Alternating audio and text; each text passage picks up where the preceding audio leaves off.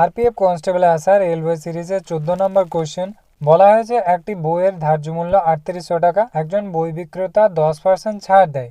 যদি সে তারপরও 20% লাভ অর্জন করে তাহলে বইটির ক্রয় মূল্য কত? 10%-এ ভগ্নাংশের ভ্যালু তোমরা সবাই জানো 1/10, আর 20%-এ ভগ্নাংশের ভ্যালু 1/5। কোনো জিনিসের ধার্য মূল্য 3800 টাকা, দোকানদার সেটাকে 10% ছাড় দেয়, তার মানে 10 টাকা জিনিসটা সে 9 টাকায় বিক্রি করে, এর পরেও সে 20% লাভ অর্জন করে, অর্থাৎ 5 টাকা জিনিসটা সে 6 টাকায় বিক্রি করবে। তাহলে এই যে গোটাটাই মান, এর সমস্ত মানটাই 6 টাকার মান, তাহলে ক্রয় মূল্য বের করতে গেলে আমাদেরকে 5 টাকার মান বের করতে হবে। কাটাকাটি করা যাক, 3 3 9, 3 2 6, 2 19 38, 190 আর 0 0 কেটে গেল।